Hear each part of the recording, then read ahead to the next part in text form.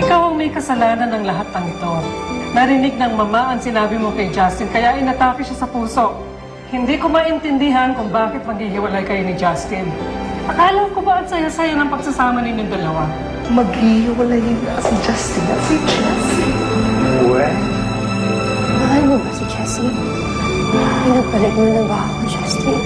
I loved you all these years. Naghintay ako na mawala yung pagmamahal mo kay Luigi. Bakit ganyan parang binabaliktad mo ako? Sagutin mo lang ako, yes or no? Justin! Justin! Pasensya na, mamita, kung ano man yung narinig niyo. Kaya lang kailangan ko talagang gawin to dahil masyado na maraming masasaktan. Alam ko naman na kapag nalaman mo yung katotohanan, maiintindihan mo. Mahal mo ba si Jessie? Mahal kita, Justin. Kaya nakikiusap ako. Ako na lang ang mahalin mo. Huwag sila. Ako, Enchong, hindi ko na yata kaya itong nangyayari sa buhay ng anak natin. Parang gusto ko na rin magpa-ospital. Don't worry, Liling. I'm sure masosort out ni Justin at Jessie yung problema nila. Ako sana nga. Malala na pala talaga ang problema ni Justin at Jessie. Sabi ko na nga, Hi! Kamusta na po si Mamita? I hope she's fine. She will be. Teka nga, Liling, ha? Sandali. Sisilipin ko ang mama, ha? Sige po.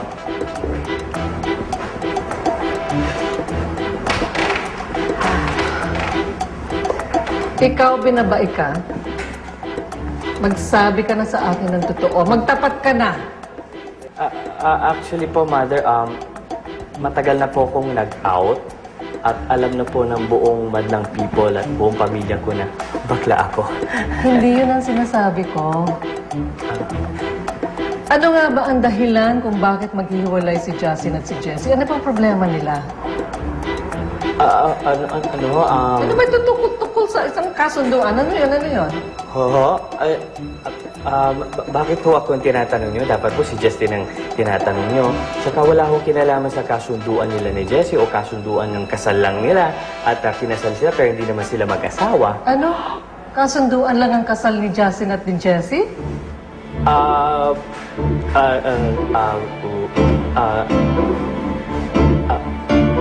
Relax lang po tayo. Parang gusto ko mas-sure. Asan si Justin?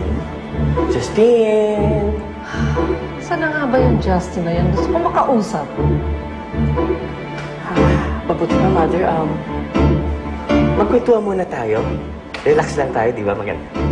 Pug ka dyan, pug ka dito. Kwentuhan tayo. Okay. Magkwentuhan muna tayo. Yes. Okay, sige. Anong gusto mong pagkwentuhan natin? Yung tungkol sa mama ko na na-heart attack dahil dyan kay Justin at kay Jessie? O baka naman gusto mo nang ipagtapat sa akin ang lihim na tinatago ng anak ko na hindi niya masabi, ha? Ano yun? Ano yun? Ay, nakakaloka naman itong scoop na ito. Parang soap opera. Ang daming twists and turns.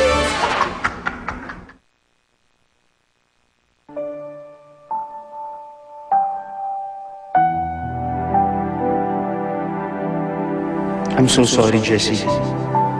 I'm so sorry kung hindi ko masabi sa'yo ang hindi ko maamin sa sarili ko.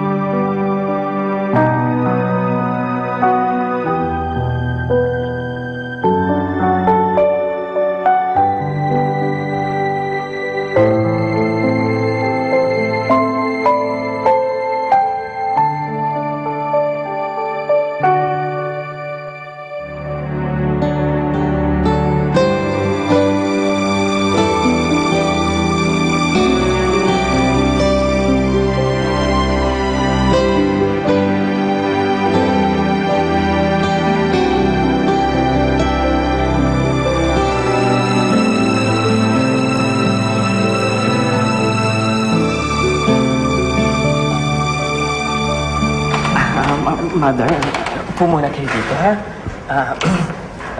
Mother, please, huwag niyo naman ako bubungkingin kay Justin, please.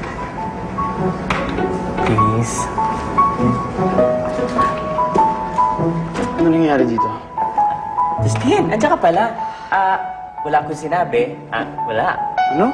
Upo ka nga dito. Upo, upo. Ba't sabi ni... Justin, ano ba itong naririnig ko? Kasunduan lang daw ang kasal niyong dalawa ni Jessie. Totoo ba to? Ano? Niloko mo kami? Niloko mong pamilya mo? Niloko mo ang mga tao? Please. This is not the right time to talk about these things. I'm sorry. I have to go.